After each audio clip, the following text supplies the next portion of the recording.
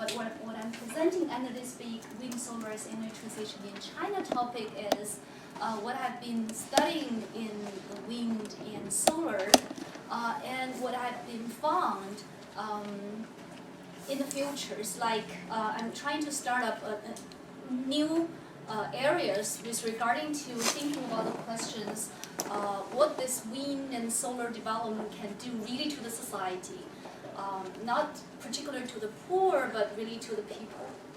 So I think if you're interested in the solar and wind in China, this figure is not unfamiliar with you. This appears so many times to show that China experienced such a fast development in terms of both installation, the accumulated capacity in wind and solar, as well as in consumption in solar and wind. Right now, for both areas, China is taking the leading role all over the world. And in the past, which I mean starting from 2006 until 2013, China chose to develop the wind and solar in terms of centralized large-scale wind-based farm or the solar farm.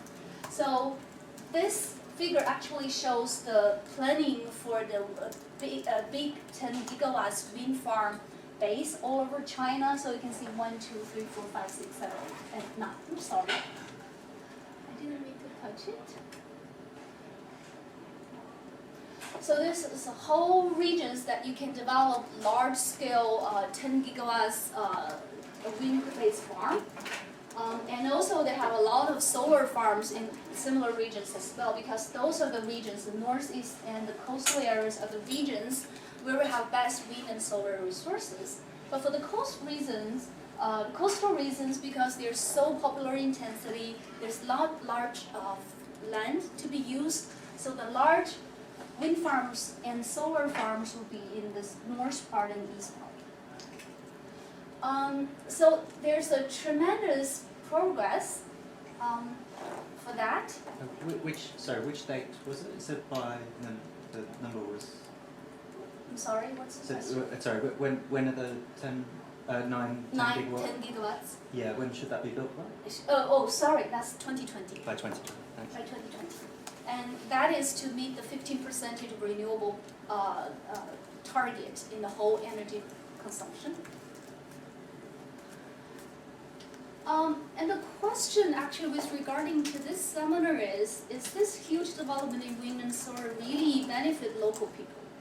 And the answer in my past research is quite clear, it's yes, but in a particular way, it's not like the way that some of us may think of.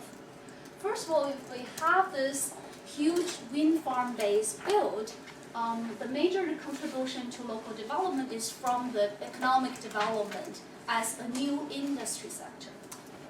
So if we look at this example of one city, it's called Yixin, which is in Gansu province. That's one of the 10 gigawatts wind farm base locates.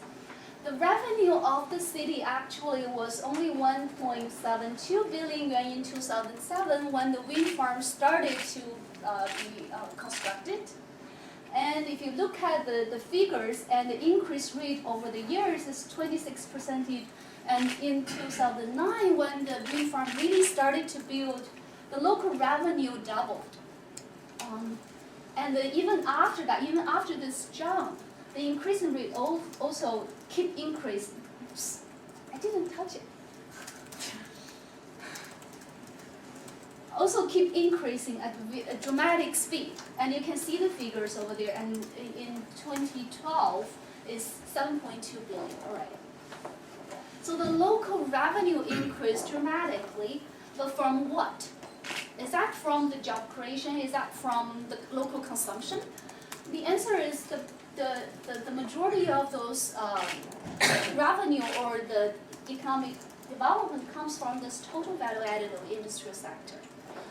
If you look at the figures, Jiuquan used to be mostly agricultural community, only with one big state-owned company, which is Jiuquan Steel Company. So majority of the industry income comes from that steel company. but in 2011, the wind sector occupies almost 25% of the local value added, and the number keeps increasing. So the local government actually take this wind farm development as an opportunity to make local manufacturers that assembling all those wind equipments. And also, in 2012, the value added of industrial sector raised up to 25 billion, which is a lot. At the same time, the local government also complained after this big development, saying that because the central government give a lot of tax deduction to the wind sectors, which means there will be new equipment tax deduction, there will be industrial tax deduction. So the tax deduction delayed local revenue increase, even though the revenue increased a lot. So let's then look at about the local consumption and local job creation. Wind industry didn't bring a lot of job opportunities to the local community, besides the manufacturing sector. First of all, for maintenance, if you have a large, like 100 kilowatts wind farm over there, is only like 5 to 6 people that can do the maintenance job. So there's not a lot of job creation over there. About local consumption, you don't have a lot of, because you don't have a lot of workers over there. There's not a lot of local consumptions stimulated over there. And also, how about local intentions to use that electricity generated by the wind farms? There's a beautiful theory about the local government that when we have a lot of electricity, we can not only sell to the grid, but we can have more industry sectors, like those with energy intensity, like the steel company, like the electronic aluminum company, or like some chemical engineering companies. But this beautiful picture was stopped by the central government because those industries are energy intensity or highly polluted. So within the central planning, those industries should be sort of limited or should be modified so they are not so easy to get that industry locally. So if you look at those points, although the local benefit from this wind development, there are some difficulties. They cannot have whatever they want as a new industry. They cannot get their tax back quickly. The local government told us it normally takes 8 years to start collecting taxations from those wind farms.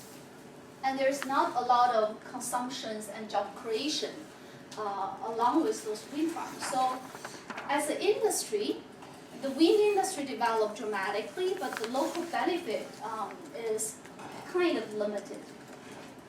So there's a so what question. If we think wind and solar can help the community or can help the country a lot, what is the way that the local community can benefit from it within this pattern of centralized and large-scale development? Or the question is there other ways of benefiting the community by developing this wind and solar? For example, use distributed development pattern like those developed countries already tried.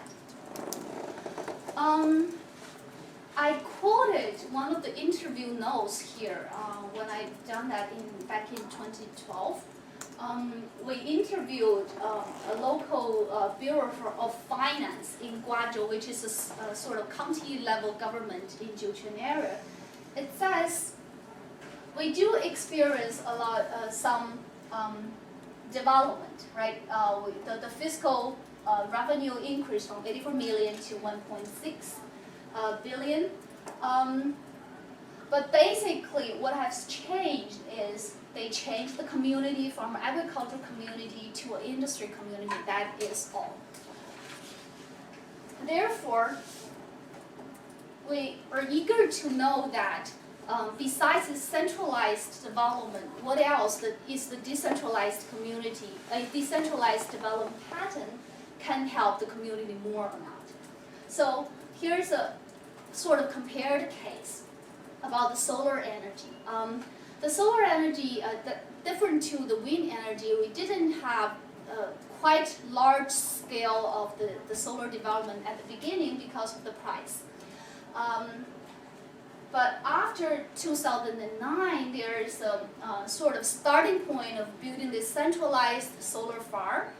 But then the central planning started to change, saying that we need some distributed solar project, just to close to the end user, just to make the roof project. So starting from 2003 and 2004, actually there's more distributed solar energy products started being built. So let's see how that would work to benefit the community.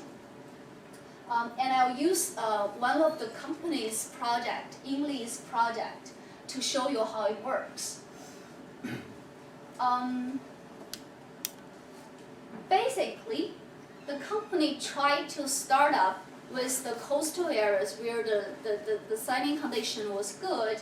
And here is the case in Beijing. This is the individual rural family house. And they also tried to do this in Jiangsu here. This is the whole village. So the village built like, they built those similar single family houses and put the solar panels on the roof. For each family, this is this is for the family, and this is the individual solar system, and this for the village is the larger solar project. So basically, the distributed solar deployment just started. For the company, by the end of 2014, they only did 699 projects, and a little bit over half of them are individual projects. And the project scale is also smaller, 3 gigawatts to 5 gigawatts, cannot compare to the overall centralized deployment. But here are all the costs and the way they do it. For example, this is the Beijing case. The overall installation capacity is 3 gigawatts.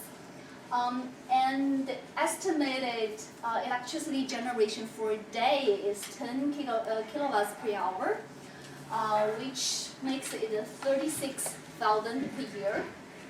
And the total price is 25,000 yuan, which is not allowed to urban people, but is quite a large number to rural population. And that includes all the design and installation. The estimated income was 0.94 yuan per kilowatt hours, and that is a combination of 0.42 yuan for government subsidy and 0.52 yuan for the selling to the grid. So that's the combination. It's like almost 50% is coming from the subsidy. And actually, if you look at the overall lifestyle investment return, it was pretty good. They compare this to their customer. It's like if you put this initial investment, the same amount of money, in your saving account in bank, or in the internet financing account, or in this solar project, the return rate would be quite different. In the saving account, basically you have 2.5% of return. Internet financing a little bit higher, but around 4.5. But if you use this project by selling the electricity and by saving the electricity price, you get over 10% of the return. And they particularly labeled different expected return by 1 year, 20 years, and 25 years because of their special financial method. The way that they do this financing is they allow the end users to freely use the system for 1 year. So you don't have to pay, you have to pay nothing, and then you get this, you get the system for 1 year. And after 1 year, if you're satisfied with the system, you pay this. This is reduced rate. You pay this 2,700 yuan. But if you're not satisfied, you can get back. You can give the system back without paying anything. And also you keep this 3,300 benefit with you. So it's like you get this 1 year free trial. So they compare this. If you just try 1 year, what's going to be your benefit? But if you keep this system for the lifelong, for 25 years, or even luckily for 25 years, for the whole life cycle, ultimately you'll get 82,000 as your return. So they compare this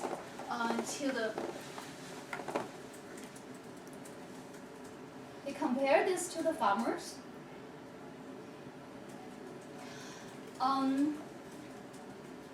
And tell them that if you invested this 25 or 27,000, the payback period will be 8 years.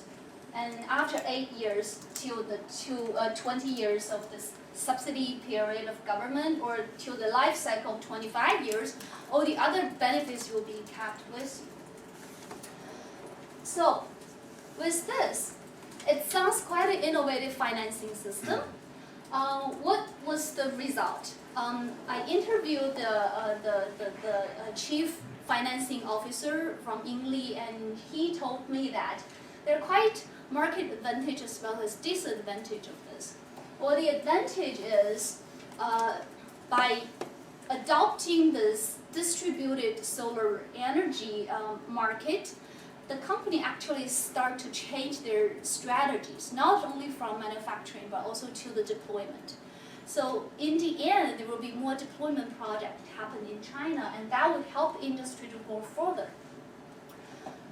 And also, if really people try to investment in this project, the return rate is pretty good with the government subsidy for now.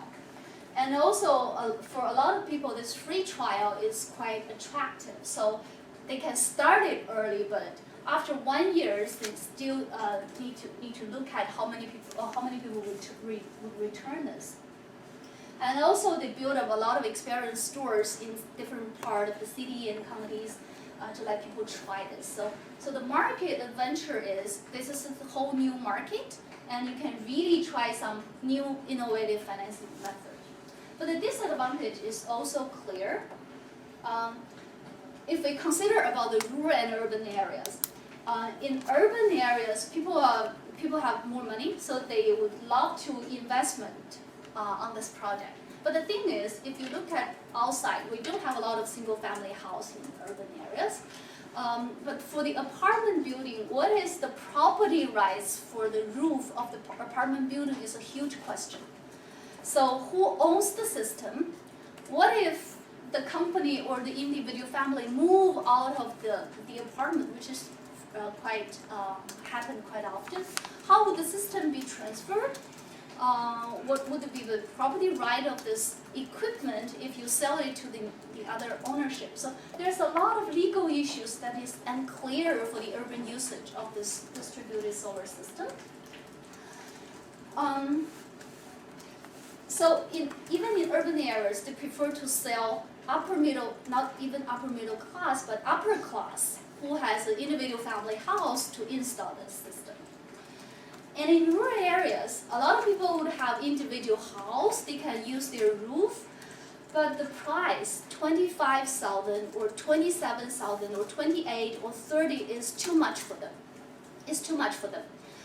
Similar price would be for the distributed wind system, and it's also very expensive for them. So unless there is a loan system or there's other kind of policy stimulations, this distributed system would encounter great financial difficulties over there, even with this 1 year trial system. So I asked them, what is the churning rate of this distributed system in rural areas? And he kind of hesitated and say it's not that bad. So I don't know the real figures. We'll keep looking at that, but it's not very prosperous for now. So finally, it's not kind of conclusion, but it's more of observations points.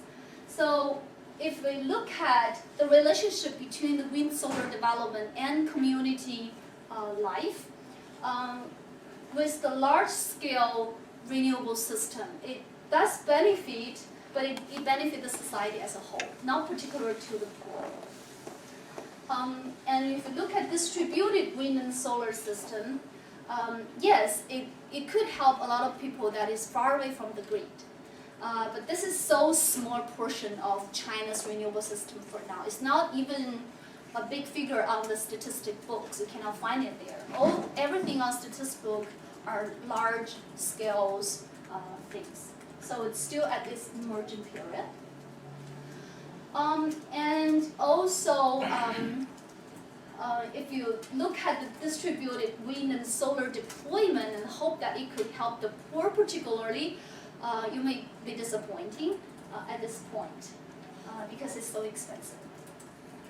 And for the policy part, financial aid matters a lot. Property rights regulations matters a lot.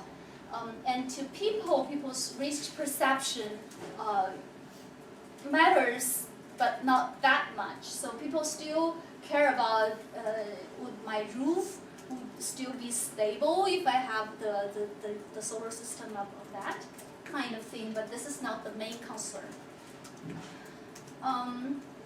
And right now, the government policy only helps for this financial aid with 20 years subsidy.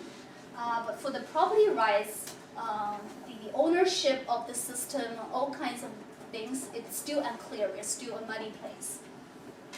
And ultimately, there will be some cultural and contextual factors that really needs to be explored further. Because in China, people's financing habit, for example, are totally different. People prefer to save, put their money into saving account rather than doing investment. So if you tell people that for sure you will get 1,000 back if you put your money into the banking account, or if you compare it to another project saying that if you investment in this, you will have 80,000 back, but there's a risk, then people may go for the saving account choice. So the financing habit or people's risk perception to this or their preference over property ownership may also influence the distributed deployment for solar and wind in the future. So this is really some observations or starting point of doing research for the future. So you just recall that besides this centralized large-scale development, if we want to develop distributed renewable energy system in China, there might be something that we need to explore further. So, thank you.